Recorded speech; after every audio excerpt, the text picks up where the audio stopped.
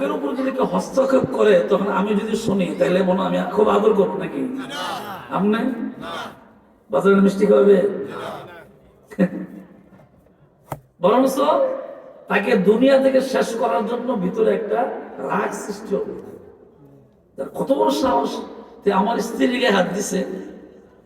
কথা বলেন ঠিক নেই? তাহলে আপনার হোক আমার হোক, স্ত্রীর গায়ে হাত দিলে, অথবা আমার একজন মা, অথবা আমার একজন আপন বোন, অথবা সমাজের যে কোনো একজন হোক, যদি সে আমার আপন হয়, পড়োশী হয়, তার উপরে গায়ে হাত দিলে আপনার আমার যদি কলিজায় আঘাত লাগে, সে আল্লাহ ডাক দিয়ে বলেন, আমার সাথে যখন কোনো বান্দা কাউকে শরীক করে তখন আমার মনে এর চেয়ে বেশি আঘাত লাগে। এত আসতে বললে সুবহানাল্লাহ। এত মানুষ আরো জোরে কোন সুবহানাল্লাহ। আমরা তো সুবহানাল্লাহ শিখান লাগতো না, কারণ সোনাকান্দা বিশ্ববুজুর ওয়াজ করতে করতে আমরা একবার মুখস্থ করে নিয়েছি। মরহুমে আউয়াল, মরহুমে সানি, বর্তমান হুজুর মাশাআল্লাহ 3 পিরিয়ড যাইতেছে, ঠিক কিনা জোরে করে? এই জন্য কোনো কষ্ট হবে না ইনশাআল্লাহ। আমি আপনাদেরকে ঈমান মজবুত করার জন্য প্রথমে আয়াতটা পড়লাম এবং বাংলাতে কথাগুলো বললাম, কারণ আমাদের ঈমানটা যদি মজবুত না হয়, এখানে যদি কোনো ঘাটতি থাকে, তাইলে আনতাহবাতা আমালুকুম, আপনার যত জীবনের আমল আছে সব বরবাদ হয়ে যাবে, ধ্বংস হয়ে যাবে। এই হাদিসের আলোকে আরেকটা কথা আছে, নবীজি বলছেন, পৃথিবীতে কেউ যদি মুহাম্মদুর রাসূলুল্লাহ সাল্লাল্লাহু আলাইহি ওয়াসাল্লাম ওনার সাথে যদি কেউ বেয়াদবিমূলক আচরণ করে, ওনার চরিত্রের ব্যাপারে যদি কেউ কোনো কটাক্ষ করে, ওনার জীবনের উপরে যদি কেউ কোনো খারাপ মন্তব্য করে, রাসূল বলছেন তোমার জিন্দেগীর সমস্ত আমল ধ্বংস হয়ে যাবে। আর জোরে কোন সুবহানাল্লাহ। তাহলে আমরা স্পষ্ট বুঝতে পারলাম, আগে ঈমান ঠিক করব, তারপরে ইনশাআল্লাহ ইবাদত করব। তাইলে ঈমান ঠিক করা লাগবে। আমার পীর যত বড় হোক, আমি কোনো আমার পীরের পায়ে সাজদা দিতে পারবো না, এটা আমার ঈমান। এটা আমার কি? সোনাকান্দার ফুলের বাগানে আল্লাহর ওলিরা শুয়ে আছেন। আলহামদুলিল্লাহ, আপনারা ভাগ্যবান যে এখানে কোনো বন্ডামি টন্ডামি চলে না। কথা বলেন, এখানে কোনো কি চলে না? বন্ডামি। ঠিক একই ধারাবাহিকতায় আমার ওনারা যেরকম ফুরফুরা সিলসিলার, আমরাও একই সিলসিলা এবং এক মানুষ, এক আপন। তো এই জন্য আমাদের স্পষ্ট করে বুঝতে হবে যে আমরা যারা ফুরফুরা এবং জৈনফুলের সিলসিলার পীর মাশায়েখ, আমরা কখনো বন্ডামি করিও না, বন্ডামিকে আশ্রয় দিই না। আমাদের কথা স্পষ্ট, কোরআন হাদিসে যা আছে তা মানবেন, যেটা নাই এটা আমার বাবা কইলে বলতে রাজি নেই। এটা আমাদের ঈমান, ঠিক কিনা জোরে কর? এটা আমাদের কি? ঈমান। তো আমরা আল্লাহ তাআলাকে খুশি করার জন্য আমরা এই পৃথিবীর জমিনে ইবাদত করব, আমার মাওলাকে খুশি করার জন্য। আমার আল্লাহ, আমার মাওলা যদি খুশি হয়, তাহলে স্পষ্ট আমার জীবনের সমস্ত কিছু আমার সফল হয়ে যাবে, আমার আর আখিরাতে কষ্ট হবে না। আল্লাহ যদি বেজার হয়, তাহলে আমার উপায় থাকবে না। এই জন্য দুনিয়ার মূল্য কম দিবেন, আখিরাতের মূল্য বেশি দিবেন। দুনিয়ার মূল্য কম দিবেন, আখিরাতের মূল্য বেশি দিবেন, কারণ আখিরাতের মর্যাদা বেশি। দুনিয়ার মূল্য যদি আপনি বেশি দেন, তাইলে দুনিয়া তো আপনার লাঞ্ছিত হবেন, আখিরাতেও জাহান্নাম তো আছেই। আর যদি আখিরাতের মূল্য দেন, তাইলে দুনিয়া তো আপনি সম্মান পাইবেন, আখিরাতে আল্লাহর জান্নাতের দরজা খুলে দিবেন। তাইলে দুনিয়াকে কম মূল্য দেওয়া লাগবে, দুনিয়ার মধ্যে আখিরাতের বেশি প্রাধান্য দেওয়া লাগবে। কথা ঠিক না? যেমন ছোট্ট একটা উদাহরণ দিই, যদি কেউ মনে করেন অবৈধ রাস্তায় কামাই করে, ইনকাম করে, হালাল না, সবটাই হারাম। সবটাই কি? হারাম। হারাম রাস্তায় যারা কামাই করে, হয়তো কোনো কোনো সমাজের মানুষদের ভয়ে তারা কিছু বলে না, কিন্তু অন্তর থেকে কেউ তারা ভালোবাসে না। আটলে আরে বলে 70টা জায়গারে কথা কয় না, বিশাদা কয়নি, তাহলে আপনার জিন্দিগির কি দাম হলো? আপনার যে বিশাদা 70টা জায়গা, তাহলে জিন্দিগির কোনো দাম আছে?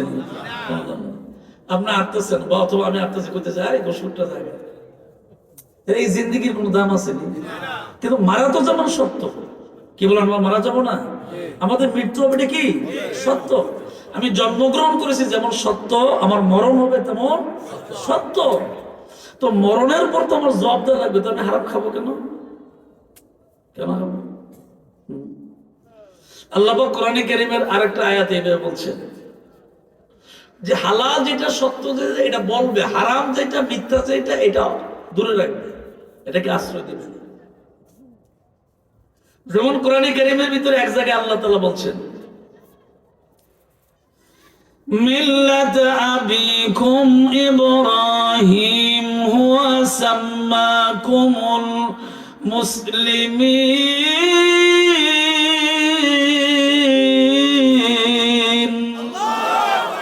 এই আয়াতের মধ্যে আল্লাহ তাআলা বলছেন, হে ঈমানদারগণ, যারা ঈমান আনছো আমি আল্লাহর উপরে, রাসূলের উপরে, কিতাবের উপরে, আখিরাতের উপরে, তোমার ঈমান কমপ্লিট, তুমি ঈমানদার। সেই রকম ঈমানদারকে আল্লাহ পাক ডাক দিয়ে বলছেন যে হে মুসলিম মিল্লাত, তোমাদেরকে আমি আহ্বান করছি মিল্লাত আবিকুম ইব্রাহিম হুয়া সাম্মাকুমুল মুসলিমিন। পৃথিবীতে যত, বাংলাদেশের কথা বলা হয় না, পৃথিবীতে তাম পৃথিবীতে যত মুসলমান আছে প্রত্যেকটা মুসলমান একটা মিল্লাত, একই রশিতে বাঁধা, একই রশিতে বাঁধা। সমস্ত মুসলমান এই মিল্লাতের একমাত্র একজনের জাতির পিতা, তার নাম কি? মিল্লাত আবিকুম ইব্রাহিম। মানে আমরা যাইতে কই যে না এটা আরেকটা কামই বলি 16 বছর যে যাত্রা যাচ্ছে আমরা খালি কইতাম। মানে আল্লাহ কোরআনে কারীমের মধ্যে বলছে মিল্লাত আবিকুম ইব্রাহিম। কোরআন বড় না ব্যক্তি বড়? কথা কয় আমার কোন হুজুর রাজনীতি আলাপ করে না, আমি তাত নাই, রাজনীতি আলাপ করে না, কিন্তু কোরআনের কথা সত্য বলা লাগবে। কি কোন ঠিক না? কোরআনের কথা কি বলা লাগবে? এখানে আল্লাহ বলছেন জাতির পিতা ইব্রাহিম আলাইহিস সালাম। সুতরাং জাতির পিতা কোন দুনিয়ার কোন ব্যক্তি হতে, হ্যাঁ ওনার সম্মান থাকতে পারে, সম্মান তো অবশ্যই আছে, যেমন ওনার একরকম সম্মান, ইমাম সাহেবের একরকম, আমার একরকম, ওনার একরকম, ব্যক্তিগত যার যার আলাদা সম্মান আছে। কিন্তু আল্লাহর ঘোষণার উপরে বাহিরে অন্য কোনো কথা বলা, কারণ আমি ইমানদার, আমার সংবিধান হলো আল্লাহর কোরআন, আমার আমল হলো রাসূলের সুন্নাহ, ঠিক কিনা? যেমন আমি মাথায় পাগড়ি দিয়েছি, এটা রাসূলের সুন্নাহ। আপনি টুপি পরেছেন, রাসূলের সুন্নাহ। মুখে দাঁড়িয়ে রাখছেন, রাসূলের সুন্নাহ। হুজুর আগে মেসওয়াক করেন, রাসূলের সুন্নাহ, ঠিক কিনা? হাতের নখ, পায়ের নখ খাটো করে রাখেন, রাসূলের সুন্নাহ। চুলগুলা সুন্দর করে কাইটা রাখেন, অথবা আমার মতন রাখেন, রাসূলের সুন্নাহ। সুতরাং আমরা সংবিধান হিসেবে আল্লাহর কোরআনকে মানবো, আর সুন্নাত হিসেবে নবীজির আমলকে মেনে নিব। কথা ঠিক না? যেমন আমাকে একটু আগে চা দিচ্ছেন, আমি ডাইন হাতে চা খাইছি, ইচ্ছা করলে বাম হাতে তো ছিল, কথা কয় না, ছিল না আমার এই হাত? আল্লাহ বলছেন না, তুমি এই হাতে খাওয়া দাওয়া করবা, এবং এই হাতের সহযোগী যদি কোনো প্রয়োজন হয় তাহলে এই হাতটা ব্যবহার করবে। যেমন মনে করেন আপনি পানিটা খাবেন, এই হাতে ধরেন, ডান হাতে আপনি এইভাবে লাগিয়ে খেতে পারেন, সহযোগী পানির গ্লাস হয়তো বাড়ি অথবা যে কোনো সমস্যা, অথবা এইভাবে আপনি লাগিয়ে খেতে পারেন, কোনো অসুবিধা নেই। আপনার কাজ করতে গিয়ে যদি হাতের কোনো প্রয়োজন হয়, এটা সহযোগী, কিন্তু সমস্ত ব্যবহার করতে হবে কি? ডাইন হাতে। এটা রাসূলের সুন্নাহ। রাসূলের কি? তো গো যাওয়া সুন্নতে আহমদ কো যা, তো গো যাওয়া সুন্নতে আহমদ কো যা, বা মুহাম্মদ কাইবো আজ নসবত তোরা, বা মুহাম্মদ কাইবো আজ নসবত তোরা। পয়গম্বর আপনার উম্মতদেরকে বলিয়া দেন, তারা যদি আমি রাসূলের সুন্নতকে আমল করে কিয়ামতের দিন জান্নাতের মেহমান হয়ে যাবে। রাসূলের সুন্নতের বাহিরে জান্নাতে যাওয়ার কোনো ব্যবস্থা নাই, নাই। আপনার যত কথা মানবেন, 1 নম্বর আল্লাহর কথা, 2 নম্বর রাসূলের কথা।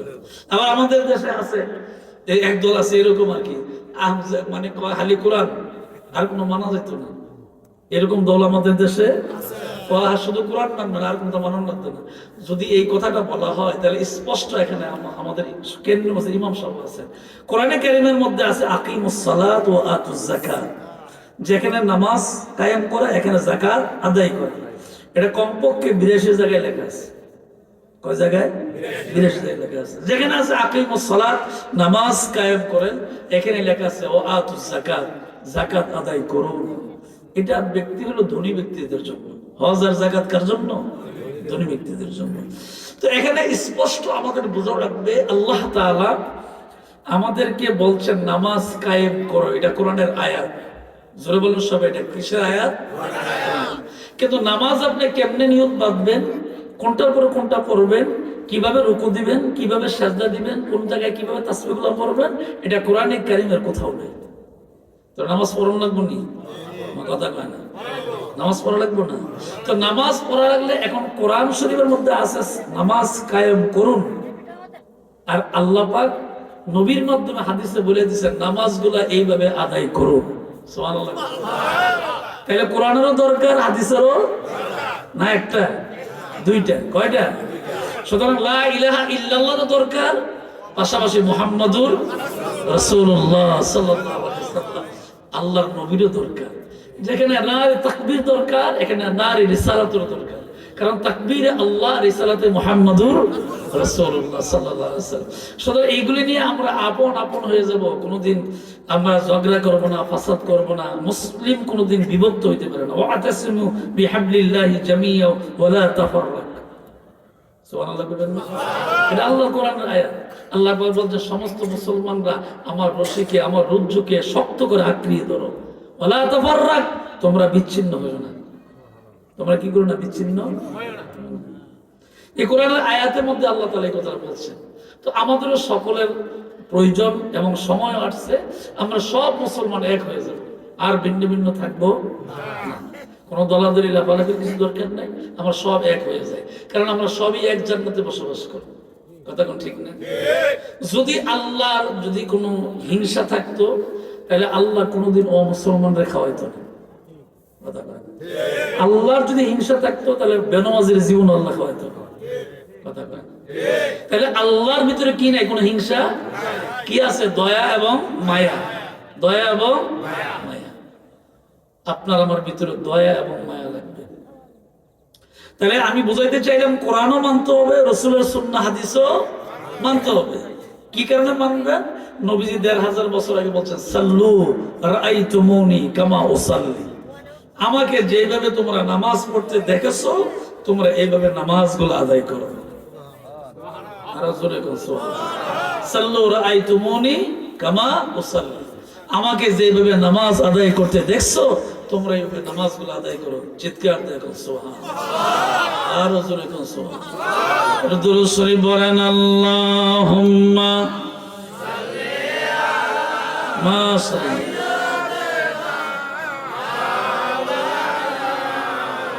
মুহাম্মাদ ওয়া আলা আলি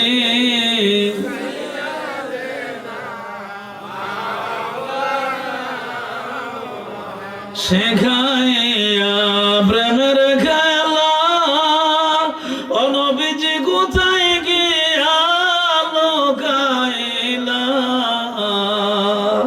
দেখা দিয়া নিবাও জালা, পুরাও মনের বাসনা। আল্লাহুম্মা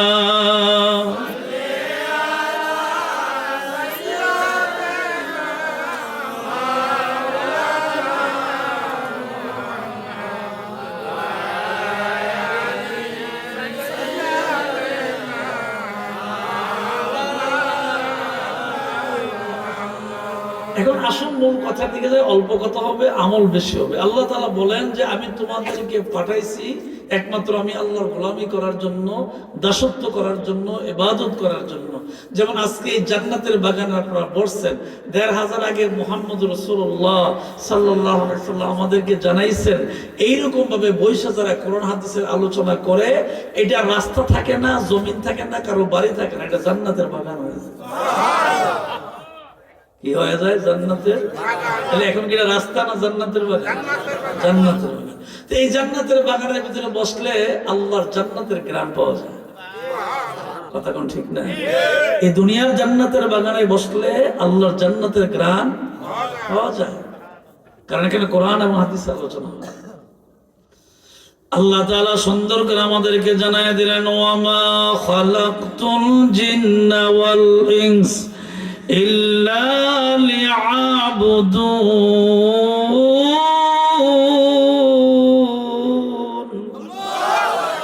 আরো জোরে বলুন আল্লাহু আকবার। আল্লাহ তাআলা জিন এবং মানুষ, আগে বলছেন জিন্না ওয়াল ইনসা ইল্লা লিয়াবুদুন। জিন এবং ইনসান, মানুষদেরকে আল্লাহ বানাইছেন আল্লাহর ইবাদত করার জন্য, গোলামি করার জন্য, দাসত্ব করার জন্য। এর কারণটা কি? এর কারণটা হলো আল্লাহ চায় যে আমার সব বান্দা-বান্দী জান্নাতে চলে আসে। সুবহানাল্লাহ। আরো জোরে বলুন সুবহানাল্লাহ। ফেরাউন, সাদ্দাত, নমরুদ, তারা কি জান্নাতে যাবে? তো আল্লাহর কথা যারা মানে, রসুলের সুন্নতের তরিকা যারা চলে, এদেরকে আল্লাহ পাক মায়া করে বলছেন, আমি চাই তোমরা সবাই জান্নাতে আসো। আমি আল্লাহ তোমাদের মায়া করে বানাইছি, আমার জান্নাতের ভিতরে চলে আসো। আল্লাহ চায় না দুনিয়ার কোনো মানুষ জাহান্নামে যাক, এটা আল্লাহর দয়া। আর আমাদের হিংসা অবস্থা কি? আমাদের শুধু হিংসা আর হিংসা। আপনার ভালোটা আমার পছন্দ হয় না, আমার ভালোটা আপনার পছন্দ হয় না। আপনি যদি বাজারতে ভালো তরকারি কিনেন, সর্বনাশ নেই, এত টিয়া পাইল, এত দামি তরকারি কিনে নিছে, হ্যাঁ, দোলার সাথে এত মাছ কিনে নিল, টিয়া পাইল খুব। আচ্ছা, হিংসা আপনাদের কথা বলছি না, উদাহরণ আর কি। আল্লাহ পাক বলছেন হিংসা করলে ১৫০০ বছর আগে নবীজি আমাদেরকে বলে গেছেন যে এই যেমন আমি বসে আসছি যে চেয়ারটার মধ্যে, এটার ফিনিশিংটা কিন্তু খুব সুন্দর, বানিশ টানিশ সহকারে কাঠমিস্ত্রি খুব সুন্দর করে বানাইছে। ভিতরে যদি গুনে খায় এটা কিন্তু আপনি টের পাবেন না যতক্ষণ পর্যন্ত উপর দিক দিয়ে না খাবেন। আপনি মনে করেন যে বানিশ খুব ভালো, ফিনিশিং খুব সুন্দর, ভালোই তো চেয়ার তো ভালো, কিন্তু আসলে ভিতরে কি রাখছে? গুনে। ১৫০০ বছর আগে নবীজি বলছেন উম্মতেরা রে, যদি তোমাদের হিংসা থাকে তাইলে তোমাদের যত আমল আছে এটি গুনে যেভাবে ভিতরে কাঠ খেয়ে ফেলে, তোমাদের আমলকে ধ্বংস করে ফেলে। আল্লাহু আকবার। সুতরাং আমরা আমল করবো, হিংসা করবো। আমরা আমল করব, হিংসা করব। আমাদের ভিতরে কোনো হিংসা নেই, কোনো হিংসা করা যাবে না। আল্লাহ তাআলা আমাদেরকে এইভাবে জানাইলেন যে আমি তো তোমাদের জন্য বানাইছিও, তোমাদের জন্য জান্নাত রেডি করে রেখেছি। এখন তোমাদের শুধু দায়িত্ব তোমরা আমল করবে, নেক আমল করবে। ইন্নাল্লাযীনা আমানু ওয়া আমিলুস সালিহাত,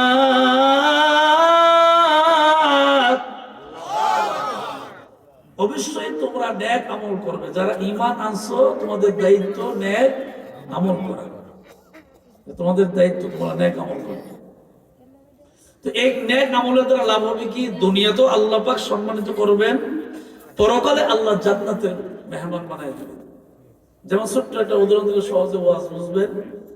যেমন মনে করেন আপনাদের সম্মানিত ইমাম সাহেব তৌফিকুল ইসলাম মাহমুদী সাহেব, আপনাদের কেন্দ্রীয় মসজিদের ইমাম। আচ্ছা বলেন, এইরকম তৌফিক কি আপনাদের গ্রামে নাই? এই এলাকাতে নাই? মুরাদনগর বাঙ্গুয়ারে নেই? অভাব নেই। আচ্ছা, সব তৌফিক কি এইরকম চেহারা মিম্বরে বসতে পারে? আপনাদের বুঝাইলাম অহংকার নেই, কিন্তু বুঝাইলাম আমাদের ভিতরে কোনো অহংকার নেই, বোঝানো। তাইলে বোঝা গেল উনি এই চেহারটার ভিতরে বসে, মিম্বরের মধ্যে বসে, একমাত্র কারণ কি? যে উনি আখিরাতকে প্রাধান্য বেশি দেয়, কোরআন এবং হাদিসের আমল করে। এই জন্য আল্লাহ এমন একটা চেয়ারে বসাইছেন যে চেয়ারে বসলে দুনিয়ার সম্মান পাওয়া যায়। আমার মতো মুখলেস কি আর নাই? আপনাদের কেন মতো আছে? এদিন কই জানি কিছু ওয়াজ করতাম, আর খাওয়াই দেখো মিতা কেমন আছে। আমি মনে হলো সাহসটা তো কম না। আমি আছি প্রধানমন্ত্রী এসে ওয়াজ, বেটা আমার মিতা কেমন আছে, তখন আমি বুঝিয়ে লেছি বেটার নামও না, আমার নামে না।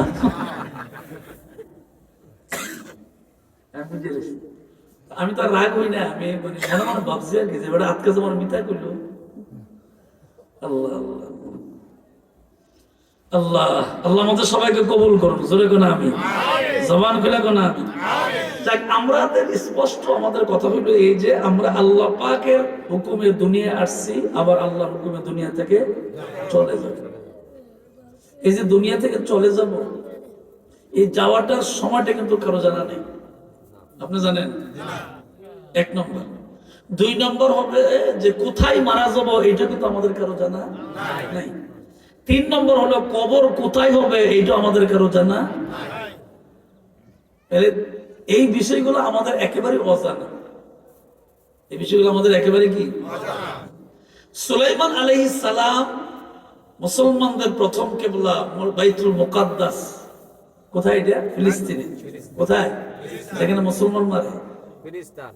ইসরায়েলের সৈন্যরা মুসলমানদেরকে অত্যাচার, জুলুম করে, নির্যাতন করে ওই দেশটার নাম ফিলিস্তিন, স্বাধীন ফিলিস্তিনকে ধ্বংস করে দিল তারা। আল্লাহ হেদায়েত দান করুন। সেই ফিলিস্তিন হইল মুসলমানদের প্রথম কিবলা বাইতুল মুকাদ্দাস। আল্লাহ পাক এই মুকাদ্দাসের ব্যাপারে কত সুন্দর করে কোরআনে কারীমে 15 পারায় সূরা বানী ইসরাঈল আল্লাহ পাক বলছেন, সুবহানাল্লাযী আসরা বিআবদিহি লাইলাম মিনাল মাসজিদিল الحرام إلى المسجد الأقصى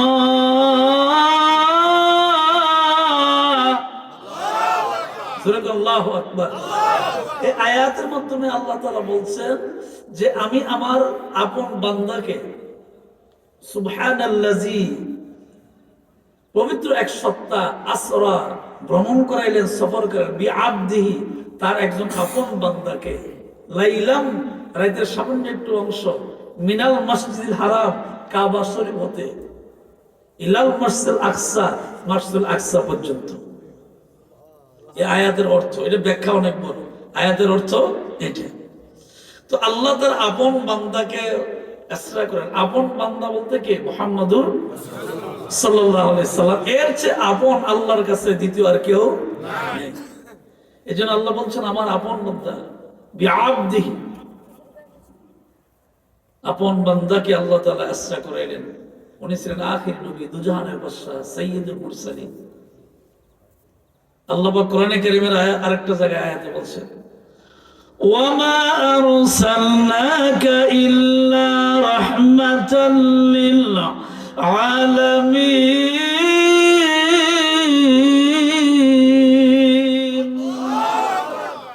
কোরআনে কারীমের আয়াতে আল্লাহ পাক বলছেন ও পৃথিবীর মানুষ তোমরা শোনো, ওয়ামা আরসালনাকা, এবং আমি প্রেরণ করেছি, পাঠাইছি এই পৃথিবীর জন্য ইল্লা রাহমাতাল লিল আলামিন, আমি আমার হাবিবকে এই পৃথিবীর সমস্ত জগতের জন্য, শুধু একটা দেশের জন্য না, একটা গোত্রের জন্য না, একটা বংশের জন্য না, তামাম জগতের জন্য আমি আল্লাহ যেমন রব, তামাম জগতের জন্য আমার নবী হইল ইল্লা রাহমাতাল লিল আলামিন। এগুলো গপ্প চাই না, স্পষ্ট কোরআন এবং কোরআনের আয়াতের অর্থ। ঠিক কিনা জোরে কর? আমাদের দেশে অনেক বন্ডবীর আছে, কোরআন হাদিস কিছু জানে না, দাওয়াত দিয়ে ভালো মতো মিলাতে পারতো না, এর কাছে আবার মরিদ হয় মানুষ। এই রে দেশটা ধ্বংস শেষ করে দিল এই বন্ডবীরের। নামাজও পড়ে না, আবার এর কাছে কোন কোন জ্ঞানে গিয়া মরিদ আমার এটা বুঝে ফিরে নামাজ পড়ে না, মৌদারি নেই এটা বিশ্বাস। একবার এক লঞ্চ উঠছি, ওইখানে গাড়ি যায় না আর কি, গাড়ি পারে রেখে লঞ্চ উঠছি, চাই দিয়ে এক বেটা হরিণ বাবুরে বলে আমার তো লম্বা, নাম বললে গিবত হবে, এই জন্য নাম বলবো, অনেক লম্বা, একবারে সাদা, করে উপর থেকে শুরু করে নিচ পর্যন্ত সাদা, মাথার টুপি নেই, আবার দাঁড়িয়ে একবার হমান। তা সাদা পোশাক দিয়ে এইভাবে সিট টানতেছে লঞ্চে দাঁড়ায় পাশে। আমি বললাম লোকটা দেখতে কি সুন্দর পোশাক দেওয়া যায়, এই কাম করে কি দাঁড়িয়ে দাঁড়িয়ে। আমার সাথে যারা একজন জিজ্ঞাসা করলাম, চিনি নি লোকটা, হুজুর এটা এমন। আস্তাগফিরুল্লাহ, এবারে বলে বিশ্বাস, হ্যাঁ সাদা পোশাকে লাগে ফা করে টানতেছে। সোনাগন্ধা বিশ্বাস মনে হইতে করে নাকি? কথা কয় শশীনা বিশ্বাস, আরেবের হুজুর, সতেরো হুজুর, তারা তো আর লঞ্চে দ্বারা যে কাম করে এবারও তো বিশ্বাস, যে এবার এই কাম করতে এবার নামাজ পড়ে কিনা আমার তো সন্দেহ লাগে। আল্লাহ আল্লাহ আল্লাহ, পীর অবশ্যই ভালো, আর আল্লাহ ওলি মানুষ, আল্লাহ ওলি মানুষ, অবশ্যই তাদের কাছে আমরা যাওয়া দরকার, কিন্তু হক হওয়া লাগবে। কি হওয়া লাগবে? হক, নামাজি, দিনদার, পরেজগার, মুত্তাকি, আমলি, এইগুলো কম চরিত্রবান হতে হবে। ঠিক কিনা জোরে কর?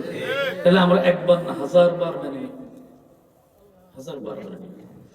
আল্লাহ তাআলা বলেন ও পৃথিবীর মানুষ তোমরা শোনো, আমি তোমাদেরকে যে বানাইছি একমাত্র আমার ইবাদত করার জন্য, দাসত্ব করার জন্য, গোলামি করার জন্য।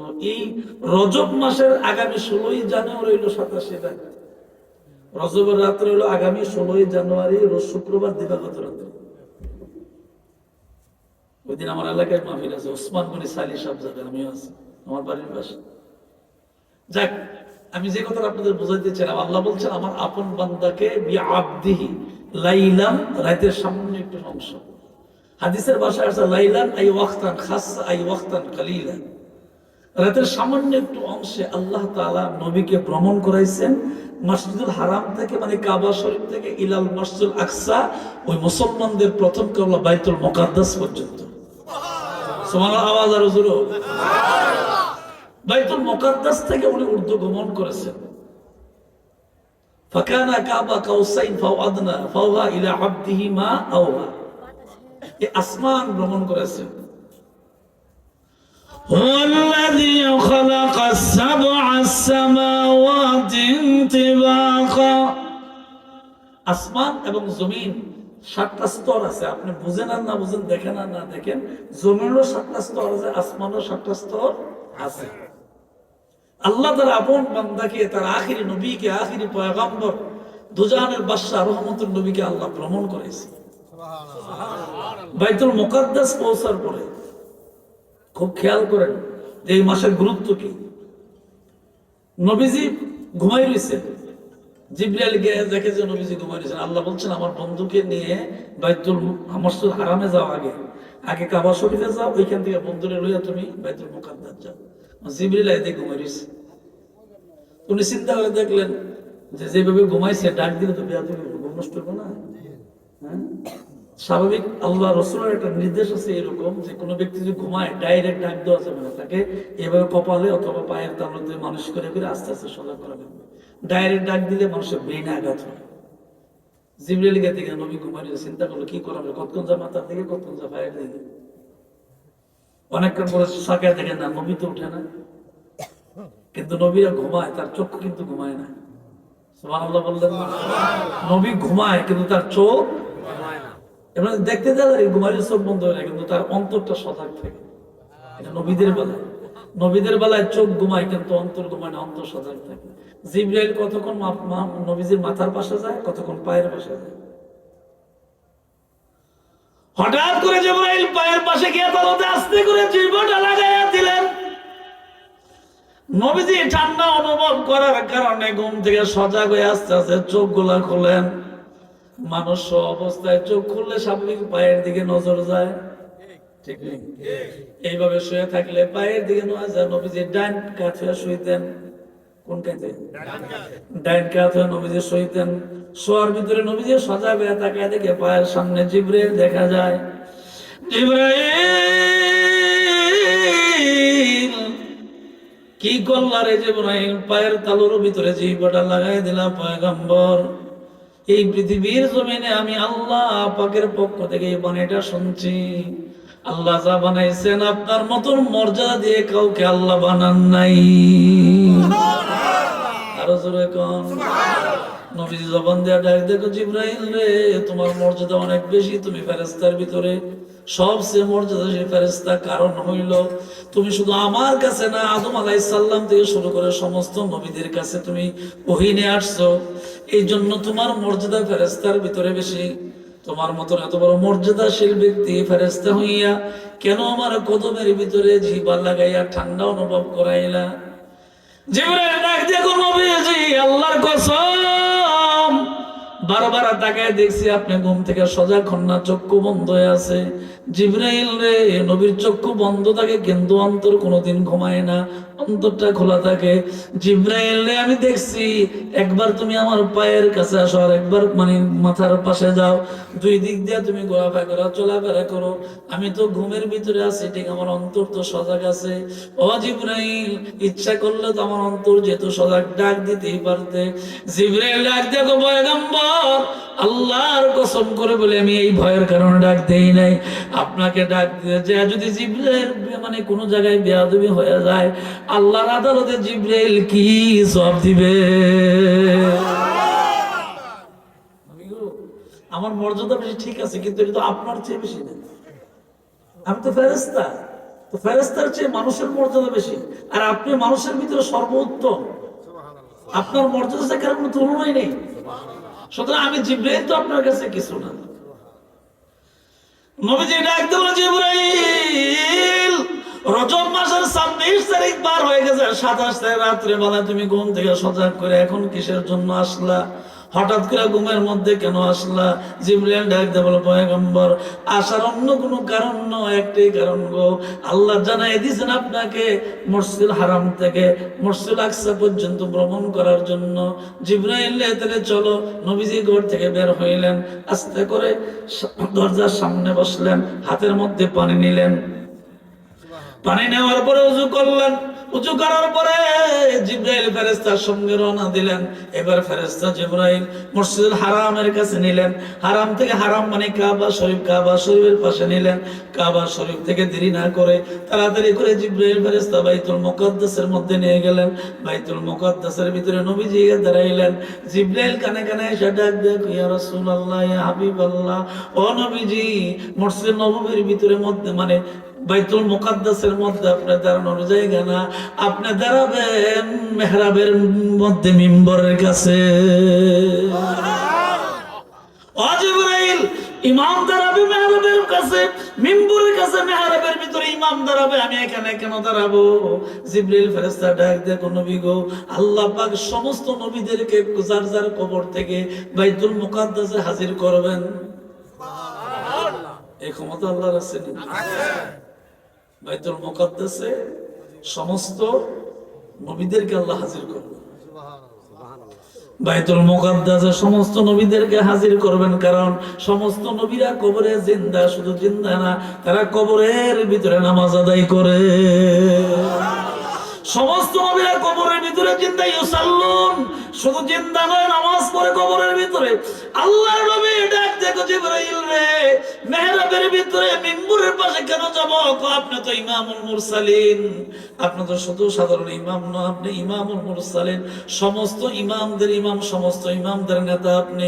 আপনার সামনে দাঁড়ায় নামাজ পড়াবে এই যোগ্যতা, এই ক্ষমতা আল্লাহ পৃথিবীর কাউরে দান করে নাই। আপনি ওই মেহরাবে চলে যান। জিবরাইল কি করো ওই জায়গায় গিয়া? এমন সময় জিবরাইল ফেরেশতা ডাক দেয়, বলে পয়গম্বর, সমস্ত নবীরা এই জায়গায় হাজির হবে, এমন কি সমস্ত ফেরেশতারা পর্যন্ত এই জায়গায় হাজির হবে। আপনি মেহরাবের বাইতুল মুকাদ্দাসের মেহরাবের ভিতরে মিম্বরের পাশে দাঁড়াইয়া 2 রাকাত নামাজ আদায় করবেন। সমস্ত নবীরা এবং ফেরেশতারা আপনার পেছনে বাইতুল মুকাদ্দাসে 2 রাকাত নামাজ আদায় করবেন। আপনি ইমাম হবেন, বাকি সবাই মুসল্লি হবে। তারপরে আমার আল্লাহ পাক আপনাকে ফাকানা কাবা কাউসাইন ওয়া আদনা ফাওহা ইলা আবদিহি মা আওহা, আমার আল্লাহ তারপরে আপনাকে 7 আসমান ভ্রমণ করায়া আরশে আজিম পর্যন্ত নিয়ে যাবে। আর জোরে কোন সুবহানাল্লাহ। এই মাসটা সেই মাস, রজব মাস। কোন মাস? আরো জোরে, রজব মাস। গত জুমায় রজবের প্রথম জমা গেছে, গত জুমাটা ছিল রজব মাসের প্রথম জমা। সামনের জমা আজ রজব মাসের দ্বিতীয় জমা। 16ই জানুয়ারি শুক্রবার দিবাগত রাত্রে হইল রজবের 27 তারিখ, 26 তারিখ দিবাগত রাত্রে আল্লাহ ডাক দেব, পয়গম্বর, বাইতুল মুকাদ্দাসের মেহরাবের ভিতরে দাঁড়াইয়া দাঁড়াইয়া আপনি 2 রাকাত নামাজ ইমাম হইয়া নামাজ আদায় করেন। বাকি তারা পেছনে মুসল্লি নামাজগুলো আদায় করবে। নবীজি নামাজ আদায় করলেন। জিবরাইল ডাক দিয়ে বলে, পয়গম্বর, আর দেরি করা যাবে না, আপনাকে নিয়ে এবার সরাসরি আল্লাহর বাড়িতে চলে যাব।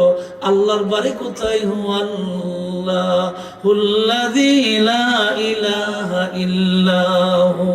আল্লাহু আকবার। জবানটা খুলে কোন আল্লাহু আকবার। কোরআনে কারীমের ভিতরে আল্লাহ পাক আরেক জায়গায় ডাক দিয়ে বলছেন, হুয়া রাব্বুল আরশিল আযীম, আমার আল্লাহ পাক আরশে আযীমের ভিতরে সমাসীন।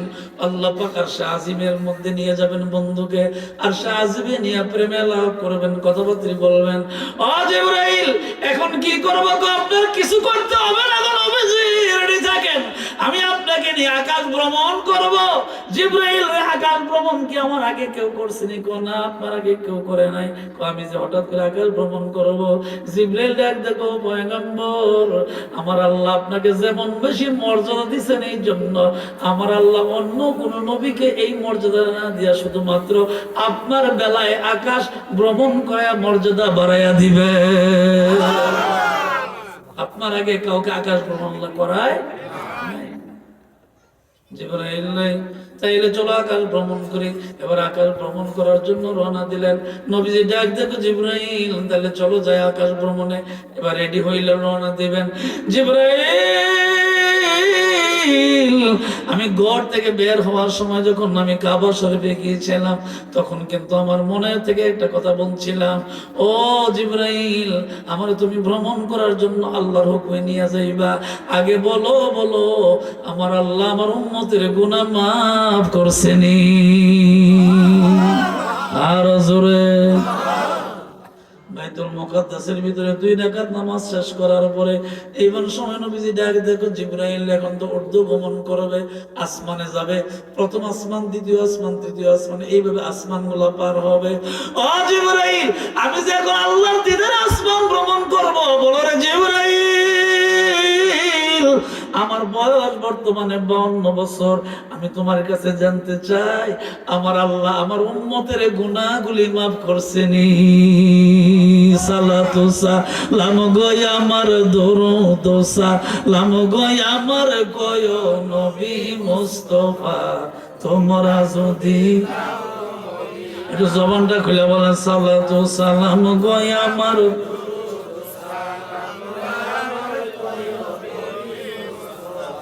তোমরা যদি আমার আল্লাহ যদি আর দিত পাখা, আমি ওই রাগিয়া করতাম দেখাও, আরে নিবাইতাম মনের জ্বালা, নিবাইতাম আরে মনের জ্বালা, পড়াইতাম বাসনা, তোমরা যদি একটু জবানটা খুলে বলেন, সালাতু সালাম গয় আমার দরুদ, আরে তোমরা যদি আরে হাজিদের ওই যাত্রা পথে আমি দাঁড়াই আছি সকাল হতে, আমার সালাম কেউ নিল না, আমার সালাম আরে কেউ নিল না, নূর নবীজির রওজায় তোমরা যদি, জবানটা খুলে বলেন, সালাতু সালাম গয় আমার দরুদ, তোমরা যদি মা ফাতেমাকে দেব শুনে না পাগো আপনারে, ও আব্বা বলে ডাকবো কারে, আব্বা বলে আরে ডাকবো কারে মদিনাতে, হাই রে হাই তোমরা যদি, সালাতু সালাম গয় আমার দরুদ,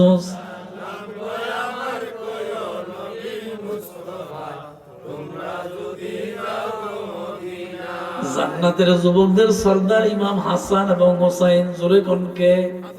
ইমাম হাসান, ইমাম হুসাইন রাদিয়াল্লাহু তাআলা আনহু, এই দুইজন জান্নাতের যুবকদের সর্দার হবেন। হাসান হুসাইন কেঁদে বলে, আরে শোনান নানা কই আপনারে, ও আরে নানা বলে ডাকবো কারে, নানা বলে আরে ডাকবো কারে মদিনাতে, হাই রে হাই তোমরা যদি, জবান খুলে বলেন, সালাতু সালাম গয় আমার দরুদ, আরে তোমরা যদি, জিবরাইল রে চলো রে জিবরাইল, আমার উম্মতের গুনাহগুলি মাফ হইছে কিনা জানতে চাই।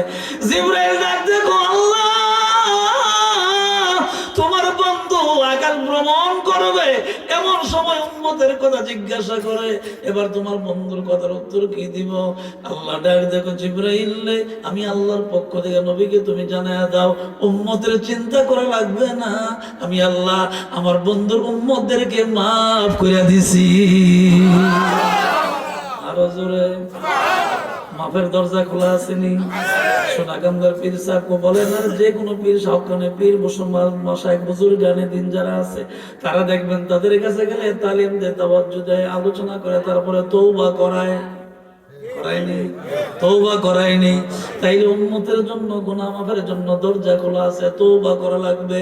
তওবা যদি কবুল হয়ে যায়, একটা শিশু সন্তানের আমলনামার ভিতরে যেরকম কোনো গুনাহ থাকে না, যদি তওবা কবুল হয়ে যায়, ওই বান্দা বান্দির আমলনামায় কোনো গুনাহ থাকে না। আল্লাহর নবী এই রজব মাসের 26 তারিখ দিবাগত রাত্রে ইসরা করবেন, ভ্রমণ করবেন, আসমান পাড়ি দিবেন, যাইতে যাইতে প্রথম আসমানে যখন জিবরাইল ফেরেশতা নবীজিরে লয়ে গেলেন, আর জিবরাইল ডাক দেখো ফেরেশতারা রে, আসমানের দরজা খুলে দাও। আসমানের দরজা খুলে দিলেন, স্লোগান দিলেন, মানে অভ্যর্থনা স্বাগতম জানাইলেন। এইরকম স্লোগান জানানোর ভিতরে, অভ্যর্থনা জানানোর ভিতরে জিবরাইল ফেরেশতাকে জিজ্ঞাসা করে, আজকে জিবরাইল তুমি যাকে নিয়ে আসছো ওনার পরিচয় কি? মুহাম্মদ কো अगर पैदा न करते मोहम्मद को, अगर पैदा न करते जमीन और आसमानों पैदा न होते, जमीन और आसमानों पैदा न होते।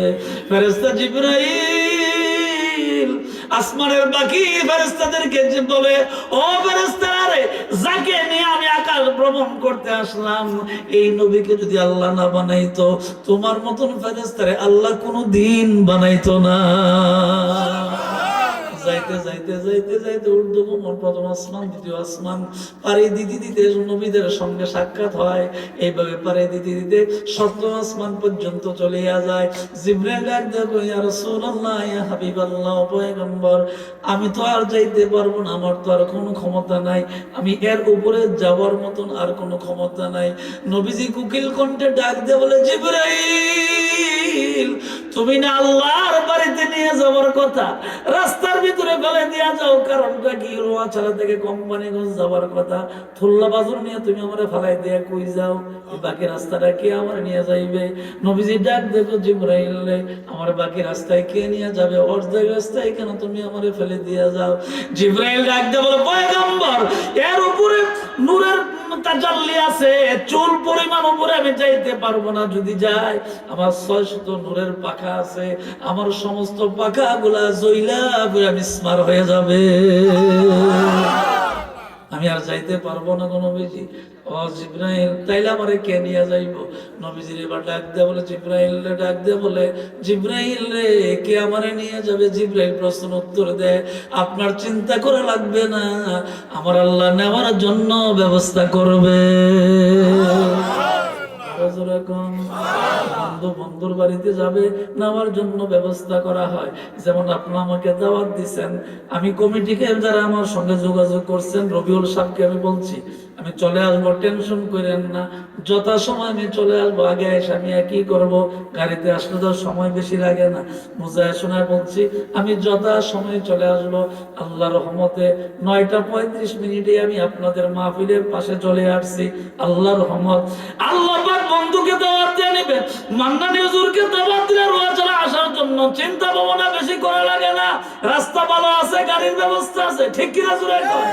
আল্লাহ তার বন্ধুকে দাওয়াত দিয়ে আসে, আজিম নিবেন, কিভাবে যাবেন বন্ধুর জানার দরকার নাই, যে বন্ধু দাওয়াত দিছে সেই বন্ধুই ভালো জানে কিভাবে বন্ধুর কাছে নিবে, ঠিক কিনা জোরে কর। আল্লাহ পাক ব্যবস্থা করলেন, জিবরাইল ফেরেশতা থেমে গেলেন, আল্লাহ পাক ব্যবস্থা করে নিলেন। নবীজি আল্লাহর দরবারে চলে যায়। বন্ধু এবার বন্ধুরে প্রশ্ন করে, বন্ধু গো, দুনিয়ার বাড়িতে যদি মুখলেসুর রহমান মান্নানি কোনো বন্ধুর বাড়িতে যায়, কোম্পানিগঞ্জ বাজার থেকে, কসবা বাজার থেকে মিষ্টি রস বলে অনেক কিছু নেওয়া যায়, যায় না? খালি যাওয়ান জানি, হ্যাঁ। গত শনিবার আমি আমার আপন মনের বাড়ি গেছি, তো হাসতে হাসতে আমার ছেলেরা বললাম যে আগে যখন ছোট আসলাম এমনি গেছি, এখন তো বড় হয়েছি, তখন কেমনি যখন যে বলি মিষ্টিও লইছি, আবার দইও লইছি। আমার মন তো একটা, আপন মন আমার একজন, আমার বড়, অনেক বড়। তা আমি এগুলি নিয়ে দিচ্ছি, আসার সময় বলছি, আপা আপনার লেগে কিন্তু আলাদা ইয়ে আনছি, দই আনছি, এটা আপনি খাইবেন। তো ছোটকালে না গেছি কেমনি মাগনা, বড় হয়ে গেছে এখন জানি। আল্লাহ ডাক দিয়ে বলে, বন্ধু দাওয়াত দিয়ে আসে আজিম পর্যন্ত আনছি, কোন নবীকে আনি নাই, আপনি আমার আপন বন্ধু, আপনি আমার প্রিয় বন্ধু, সমস্ত বন্ধুর ভিতরে সর্বশ্রেষ্ঠ বন্ধু, সুবহানাল্লাহ। আপনার মতন বন্ধু আর দ্বিতীয় কেউ নাই, এত আদর করে বন্ধুরা আনলাম, আপনি যে আমার বাড়িতে আসছেন, আমি যে দাওয়াত দিয়ে আনছি, কি লই আমার বাড়িতে আইছেন আল্লাহ জানেনি, জানেন আল্লাহ। রোয়াছাড়া যে ওয়াজ করছে আল্লাহ দেয় না?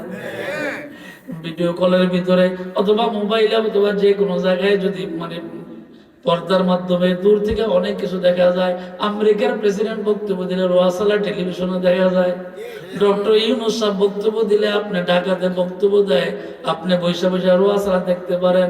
আল্লাহ কয় এমন কুদরতি আমি আল্লাহ পাক ক্যামেরা ফিট করছি রে বান্দা, দুনিয়ার যেখানে থাকো, রাতের অন্ধকারের দিনের আলোতে যেখানে থাকো না কেন রে বান্দা, আমার ভিডিওতে ধরা পড়বা, বাঁচার কোনো ক্ষমতা নাই। অবন্ধু দাওয়াত দিয়ে আসছে, কি নিয়ে আসছে, যাই না জিজ্ঞাসা করে। এটা মহব্বত, জুড়ে করে নাকি মহব্বত, মহব্বতের কারণে যাইনো জিজ্ঞাসা করে। আল্লাহ নবী ডাক দেয়া বলে, ও আমার আল্লাহ, ও আমার বন্ধু, আপনি তো আমার রব এবং বন্ধু। আল্লাহ আপনি আমাদের রব, আপনি আমার বন্ধু, আমি হইলাম আপনার নবী, আমি বন্ধু হিসেবে বন্ধুর বাড়িতে আসছি, তবে খালি হাতে আসি নাই, উম্মতের সালাম লয়ে ইবাদত লয়ে আসছি। উম্মতের পক্ষ থেকে যত ইবাদত আছে সব কিছু নিয়ে আপনার দরবারে হাজির হইছি, খালি খালি আপনার বাড়িতে আসি নাই। ও ঠিক আছে, তাহলে ভালো কথা। এমন সময় আল্লাহ পাক বলেন, বন্ধু গো, তাইলে আমার আরশে আজিমটা সুন্দর করে ঘুরে ঘুরে দেখেন, সুন্দর করে পরিদর্শন করলেন। এমন সময় আমার আল্লাহ ডাক দিয়ে গো, বন্ধু গো, যেহেতু আপনি আমার দরবারে আসছেন, খালি খালি মানে জমিনের মধ্যে গেলে, দুনিয়াতে গেলে আপনাকে প্রশ্ন করবে, সুতরাং প্রশ্নের উত্তর যাতে দিতে কষ্ট না হয়। আর যেহেতু আমি আল্লাহ ওয়াদা দিলাম এবং আমি আল্লাহ হুকুম দিলাম, আপনি আমার প্রিয় বন্ধু, আমার 8টা বেহেশত 7টা দুজুক দেখা যায়, নিজ চোখে দেখা যায়। এইভাবে বলা যায়, শুনে কি এইভাবে বলা যায় না। মনে করেন আপনি কুমিল্লা মিয়ামি হোটেলে জীবনও গেছেন না, মিয়ামি হোটেলের অবস্থানটা আপনি বলতে পারবেন? গেলে খাইলে হোটেলে গেলে না করতে পারবেন যে এটার পরিবেশ এইরকম, এইরকম লোক, এইরকম এদের মানে ব্যবহার। জীবনে গেছেন না, বলতে পারবেন? শোনা কথা স্পষ্ট হয় না, শোনা কথা কোন সময় মিথ্যা হয়, ঠিক কিনা জোরে? আল্লাহ ডাক দেখো, বন্ধু আসছেন যেহেতু দাওয়াত দিয়ে আনছি, খালি খালি যাইবেন কেন? আসছেন যেহেতু আমি আল্লাহর পক্ষ থেকে আপনাকে জান্নাত এবং জাহান্নাম পরিদর্শন করার জন্য আমি আল্লাহ হুকুম দিলাম, দেখা যান। জান্নাত পরিদর্শন করার জন্য আল্লাহর হুকুমে যায়। জান্নাত পরিদর্শন করতে যাওয়ার সময় আল্লাহ শ্রেষ্ঠ পয়গম্বর জান্নাত পরিদর্শন করার জন্য জান্নাতের কাছে যায়। দেখে জান্নাতের ভিতরে প্রবেশ করবে, এমন সময় তাকায় দেখে একটা মানুষ জান্নাতের বারান্দার ভিতরে একবার দক্ষিণ দিকে যায়, আরেকবার উত্তর দিকে, এইভাবে করে আসা যাওয়া করে। নবীজি জিজ্ঞাসা করছে, মা ইসমুকা, আপনার নাম কি? উনি বলতেন, ইসমু আনা দাউদ আলাইহিস সালাম। সুবহানাল্লাহ, ইসমু আনা দাউদ আলাইহিস সালাম। নবীজি শোনার পরে বলছে, সুন্দর, আরে নবীর ব্যবহার কত সুন্দর ছিল। সুন্দর করে নবীজি কোকিল কণ্ঠে মধুর স্বরে ডাক দিয়া বলে, ও দাউদ, আপনি আল্লাহর পয়গম্বর, আমিও আল্লাহর পয়গম্বর, আপনিও নবী, আমিও নবী, তাইলে আপনি কেন জান্নাতের বারান্দার মধ্যে, আপনি জান্নাতের ভিতরে প্রবেশ করেন? এমন সময় দাউদ নবী ডাক দিয়া বলে, পয়গম্বর, জান্নাতের ভিতরে যাওয়ার অনুমতি নাই, অনুমতি না পাইলে নবী হইল জান্নাতে যাওয়া যাবে না। অনুমতি লাগবে, এই জন্য বারান্দা দাঁড়িয়েছে। অনুমতি কি? আল্লাহ কইছে আখির নবী যেদিন আইবো এদিন তুমি জান্নাতে যাবে।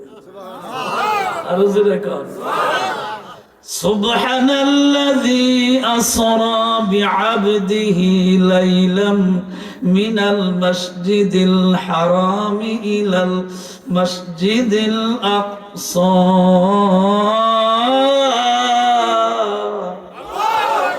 জবানটা গুলো কোন আল্লাহু আকবার। ও জিবরাইল, রাস্তার মধ্যে তুমি রয়ে গেছো, আমি জান্নাতের ভিতরে পরিদর্শন করি। জিবরাইল ডাক দেখো, নবী গো, কোনো চিন্তা করেন না, জান্নাতে প্রবেশ করার মতন আমার আল্লাহ আমারে শক্তি দিছে, আমিও জান্নাতের ভিতরে আপনার সঙ্গে কথাবার্তা বলবো, আপনি কোনো টেনশন করবেন না, চিন্তা করবেন না। দাউদ আলাইহিস সালামকে ডাক দেখো, তুমি ঢুকো জান্নাতের ভিতরে। দাউদ আলাইহিস সালাম ডাক দেখো, নবী গো, আখির নবী যতক্ষণ পর্যন্ত প্রবেশ না করবে ততক্ষণ পর্যন্ত জান্নাতের ভিতরে প্রবেশ করার কোনো অনুমতি নাই। নবী একটা বস্তি আছে, ডাক দেখো, যেই নবীর অপেক্ষার কারণে জান্নাতের ভিতরে প্রবেশ করতে পারেন না, আমি তো সেই নবী মুহাম্মাদুর রাসূলুল্লাহ সাল্লাল্লাহু আলাইহি ওয়াসাল্লাম। ইয়া মুহাম্মদ পেয়ারা নবী এসো নিরালা, ইয়া মুহাম্মদ পেয়ারা নবী এসো নিরালা। তোমার জন্য কাঁদে উম্মত, আর তোমার জন্য কাঁদে উম্মত বৈশা নিরালা, ইয়া মুহাম্মদ পেয়ারা নবী এসো নিরালা, ইয়া মুহাম্মদ পেয়ারা নবী এসো নিরালা। জোরে কোন মারহাবা, আরো জোরে কোন মারহাবা। আপনার জান্নাত পরিদর্শন করলেন, সবার সঙ্গে দেখা সাক্ষাৎ করলেন, একটা একটা করে জান্নাত পরিদর্শন করলেন। জান্নাত পরিদর্শন শেষ হওয়ার পরে আবার যখন নবীজি জান্নাত থেকে বের হয়ে আসলেন, বেরোনোর সময় দাউদ আলাইহিস সালামের ডাক দিয়ে বলে, পয়গম্বর আপনি কোনো চিন্তা করবেন না, আমার আল্লাহ সর্বপ্রথম বিচার করার পরে জান্নাতের ভিতরে আমারে প্রবেশ করাইবে। লা ফাখার, এটা কোনো আমার ফখর না। আমি নবীর আগে কোনো নবী জান্নাতে প্রবেশ করতে পারবে না, এবং আমি নবীর উম্মতের আগে কোন নবীর উম্মত জান্নাতে যাইতে পারবে না। মা বোনেরা, ভাইয়েরা, বাবারা, আমাদের দাম আসেনি, সম্মান আসেনি। আমরা আগে জান্নাতে গেলে এরপরে বাকি নবীর উম্মত জান্নাতে যাবে, এর আগে জান্নাতে যাওয়ার মতন কারো কোনো অনুমতি নাই। আল্লাহ নবী ডাক দিয়ে বলে, উম্মতের আরে উম্মত, স্পেশাল আমাকে আল্লাহ যেরকম নবী বানাইছে তোমাদেরকে স্পেশাল উম্মত বানাইছে। শুধু শর্ত একটা, আল্লাহ ছাড়া কাউকে সেজদা দেওয়া যাবে না। ঠিক নেই? জোরে কোন ঠিক কিনা? শর্ত একটাই, আল্লাহ ছাড়া কাউকে সেজদা দেওয়া যাবে না। ইয়্যাকা না'বুদু ওয়া ইয়্যাকা নাস্তাইন, একমাত্র তার ইবাদত করা লাগবে, তার কাছে সাহায্য চাওয়া লাগবে। শর্ত মাইনা যদি ইবাদত করি, আল্লাহ জান্নাতের 8টা দরজা খুলে দিবেন। নবীজি গো, আপনি এবার 7টা জাহান্নাম পরিদর্শন করার জন্য যান। প্রশ্ন আসতে পারে, জাহান্নামের ভিতরে শুধু আগুন আর আগুন, এখানে যাবো কেমনে? ঠিক নেই? আগুন আর তাহলে আগুনের ভিতরে নবী কেমনে যাইবো? আগুন তো সমস্যা, আগুন তো একটা দুনিয়ার আগুনও না। চা খাইতে গেলে ঠোঁট ফুইরা জায়গা, ঠিক নেই? আমার চা দিছে আদর করে, চা খাইতেছি ঠিক হই, চিন্তা করতেছি হুজুর দুবাস করতেছে, তো আমি চাটা খাইলে ভাইতেছে কিন্তু হুজুর আমার ভালো যেতেছে, কিনা করে তাড়াতাড়ি অর্ধেকটা খাই, অর্ধেকটা ভালাইছি। কত গরম চা, এত তাড়াতাড়ি খাওয়ান যায়? ঠিক কিনা? দুনিয়ার গরম চা যদি এত কষ্ট হয়, ফোয়া ফোয়া বাতাস দিয়ে দিয়ে খাইতে হয়, আল্লাহ পাকের জাহান্নামের আগুন দুনিয়ার কেউ সহ্য করতে পারবে না। খুব কষ্ট হবে, খুব কষ্ট হবে রে বাবা। কোন শীতে মাঝে মধ্যে আমরা যারা বক্তা ওয়াজ করি, জার্নির কারণে মাঝে মধ্যে গরম পানি দিয়ে গোসল করি, পানিটা যখন একটু গরম হয়ে যায় আবার টিউবওয়েলের পানি মিশাই, কারণ শরীরে সহ্য হয় না। দুনিয়ার সাধারণ একটু গরম পানি যদি শরীরে সহ্য না হয়, জাহান্নামের আগুন কি কোনো দিন সহ্য করা যাবে? আল্লাহ ডাক দেখো, পয়গম্বর কোনো চিন্তা করা লাগবে না গো নবীজি, আপনি শুধু জাহান্নামের কাছে যান, অটোমেটিক জাহান্নামের তাপ কমে যাবে। আরো জোরে আমি গেলে কমবো নি, আপনি গেলে পুইরা একবার চাই, ঠিক না? জোরে জাহান্নাম তো অনেক দূরে। ইব্রাহিম আলাইহিস সালাম আমাদের জাতির পিতাকে, ইব্রাহিম আলাইহিস সালামকে যখন আগুনে ফালায়, আগুনে ফালানোর পরে নমরুদ স্পষ্ট বলছিল, আগুন রে তোর কি কোনো শক্তি নাই? আমার আল্লাহ আগুনের জবান খুলে দিছে। আগুন ডাক দেখো, নমরুদে তুই আয়, 14 গোষ্ঠী পুরা সাইকা করে দিব। মুসলমান জাতির পিতা ইব্রাহিমের একটা পশম জ্বালানোর ক্ষমতা না। ইয়ানার কুহুনি বারাদান ওয়া সালামান আলা ইব্রাহিম।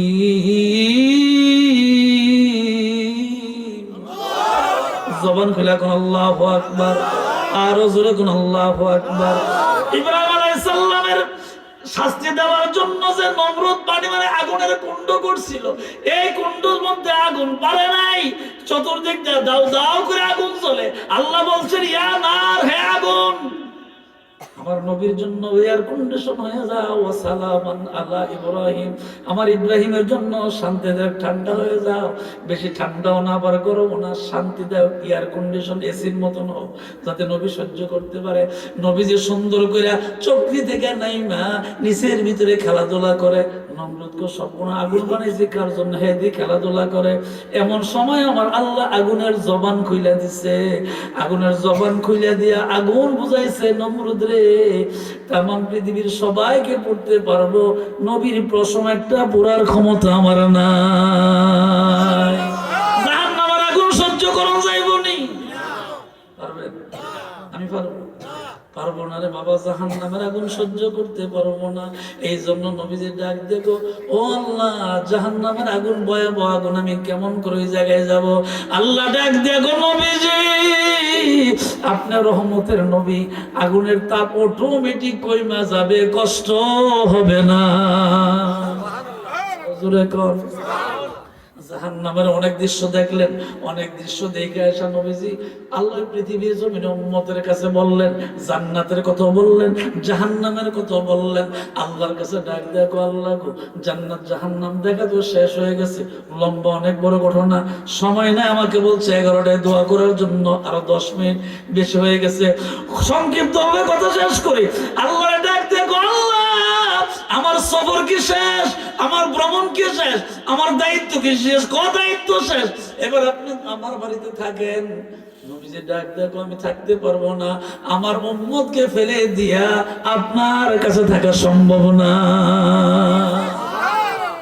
আচ্ছা বলেন, আরশে আজিম কত দামি জায়গা, কত ভালো জায়গা, কিন্তু উম্মতের মায়া চলে আসছে। সুবহানাল্লাহ, আরো জোরে কর। উম্মতের মায়া, আরশে আজিম থেকে দুনিয়ার জমিনে চলে আসছেন, দুনিয়াতে চলে আসছেন। বন্ধু এবার দুনিয়াতে চলে আসবে। আল্লাহ ডাক দেয়া, গো বন্ধু, আপনি দুনিয়াতে যাবেন, কিন্তু কেমন করে যাবেন? দুনিয়াতে যাইবেন খালি হাতে, কেমনে যাইবেন? যদি খালি হাতে যান, উম্মত জিজ্ঞাসা করলে কি করবেন, কি বলবেন, কি জবাব দিবেন? এই জন্য খালি হাতে যায়েন না। আমি আল্লাহর পক্ষ থেকে আপনার উম্মতের জন্য, আমার বান্দা বান্দির জন্য, আমি আল্লাহর পক্ষ থেকে সালাম লইয়া যাই। আসসালামু আলাইনা ওয়া আলা ইবাদিল্লাহিস সালিহিন। চিৎকার দেখুন, আল্লাহু আকবার। নামাজের ভিতরে সালাম আছে নেই? কথা বলেন। নামাজের ভিতরে যে ইমাম সাহেবরা সালাম দেন, নামাজ থাকবো নি? ইমাম সাহেব নিয়ত কইরা পেছন দিকে যায় মুসল্লিদের সালাম দেয়, নামাজ থাকবো নি?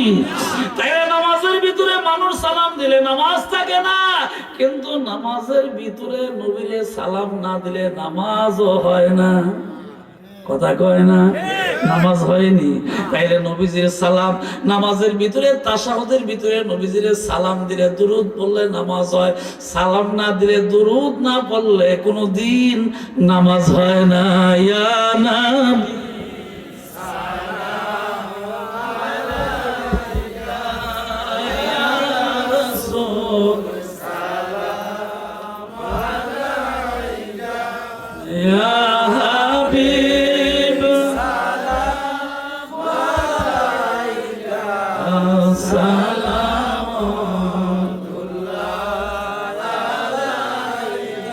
हशर में हमको बचाना, अपनी दामन में सुफाना, शरबते कौसर पिलाना, बेकुल है दिले दीवाना, या नबी सलाम, मोहब्बत बोले,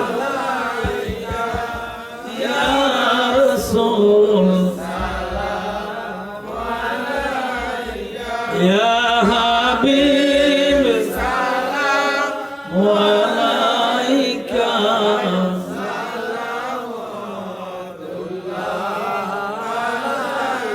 ओगो नबीजी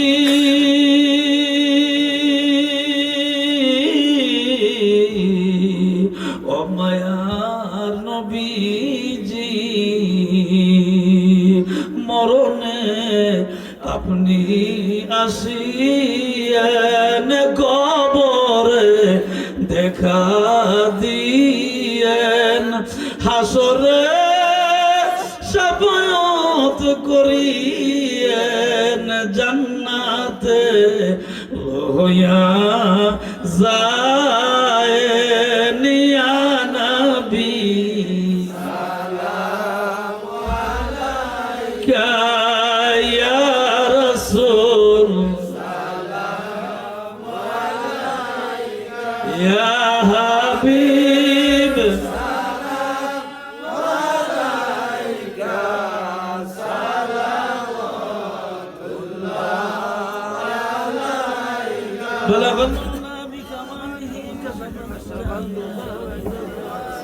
جميع خصالي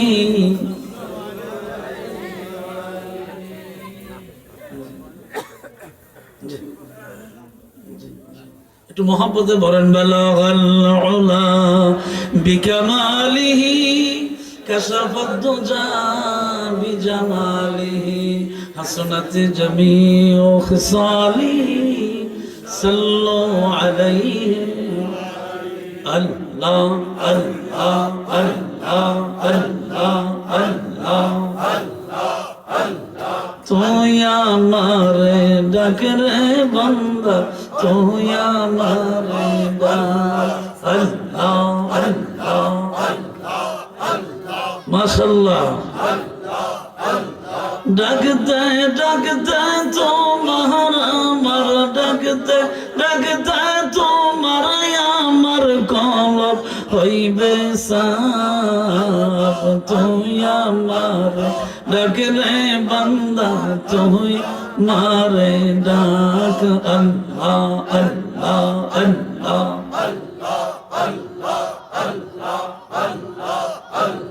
তুই আমারে ডাক রে বান্দা সন্ধ্যা যখন হয়ে আসে মাগরিবের সময় আসে আকাশ দিকে সাইয়া দেখো রহমতের দার তুই মারে ডাক রে বান্দা তুই মারে ডাক আল্লাহ আল্লাহ আল্লাহ আল্লাহ আল্লাহ আল্লাহ তুই আমারে ডাক রে বান্দা তুই আমারে ডাক লা ইলাহা ইল্লাল্লাহ মুহাম্মাদুর রাসূলুল্লাহ সাল্লাল্লাহু আলাইহি ওয়াসাল্লাম জোরে কোন আমিন আর জোরে কোন আমিন আল্লাহ তাআলা আজকের মাহফিল কবুল করুন সকলে বলেন আমিন আগামী 12ই জানুয়ারি রোজ সোমবার আগামী জানুয়ারি মাসে কত তারিখ 12 তারিখ ইনশাআল্লাহ আপনাদের পাশে আমি প্রতি বছর যে মাহফিলটাতে আসি দোয়াল সাহেবের বাড়িতে ইনশাআল্লাহ আগামী 12ই জানুয়ারি আমি আসবো আবারও দেখা হবে আবারও কথা হবে ইনশাআল্লাহ আল্লাহ আল্লাহ দোয়া চাইছেন ওনার বোন অনেক অসুস্থ আল্লাহ তাআলা ক্ষমা করবেন সাফা করে দিন ছেলেরা মুরিদের পরামর্শ নিয়ে মহব্বতের সহিত মাহফিলের আয়োজন করছে সবার জন্য দোয়া করবেন ভাড়ায় অসুস্থ মানুষ আছে সবার জন্য দোয়া করবেন পৃথিবীর সবার অসুস্থ সবার মুসলমানের জন্য দোয়া করবেন পরমেশ্বর জন্য আজকে আমি আপনারা জানেন যে সব সময় চালু থাকে এর জন্য দোয়া জি আল্লাহ কবুল করুন বলেন আমিন 25 বছর পর্যন্ত মাহফিলটা চলে আল্লাহ যদি পছন্দ করে আল্লাহ যেন এটা যতদিন পছন্দ করে আল্লাহ যেন এটাকে চালানোর তৌফিক দান করে আল্লাহর পছন্দের উপর আমাদের কোনো পছন্দ নেই ঠিক কিনা চলে যাক অনেক কথা আল্লাহ তাআলা আমাদের মনের আশা পুরা করুন বলেন আমিন যে সম্মানিত উপস্থিতি আপনাদের কাছে একটা কথা স্পষ্ট বলতে চাই আপনারা জানেন যে আমাদের সোনার বাংলাদেশ গণপ্রজাতন্ত্রী বাংলাদেশের সাবেক 3 বারের প্রধানমন্ত্রী ছিলেন বেগম খালেদা জিয়া ঠিক না উনি আমাদের অভিভাবক ছিলেন আমি রাজনীতি করি না আমি ফিরসাব মানুষ এটা আপনারা জানেন কিন্তু সত্য যেটা এটা তো বলা লাগবে না ওনার অসংখ্য মানুষ মাত্র ভুল থাকতে উনি রাষ্ট্র পরিচালনা করছেন ভুল থাকাটা স্বাভাবিক কিন্তু অসংখ্য কথার ভিতরে কাজের ভিতরে কিছু ভালো কথা তো আছে যেমন ওনার একটা গুণ ভালো ছিল উনি আলেমদেরকে খুব সম্মান করতেন এটা ওনার একটা গুণ ছিল যে কোনো দলের আলেম হোক আলেমদের কি করতেন সম্মান করতেন অন্ততপক্ষে এই উসিলা আল্লাহ তার বান্দিকে মাফ করে দিন তার পরিবারের জনাব তারেক জিয়া সহ যারাই পরিবারে আছেন মায়ের মৃত্যুর ব্যাপারে তাদের পরিবারের সকলকে আল্লাহ ধৈর্য ধরার তৌফিক দান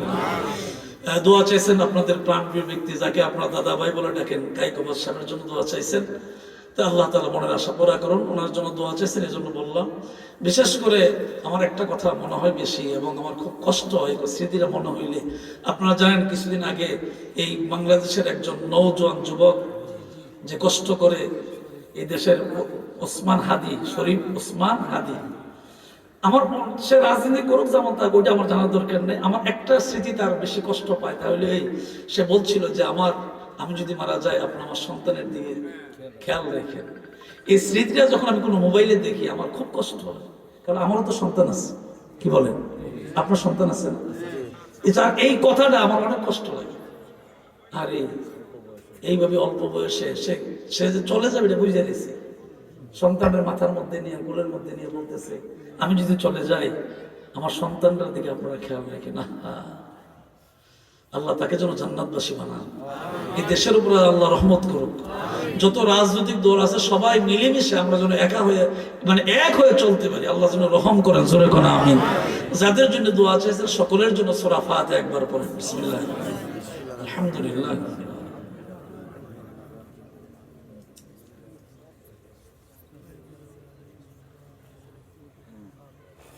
সূরা ইখলাস 3 বার পড়েন। বিসমিল্লাহ।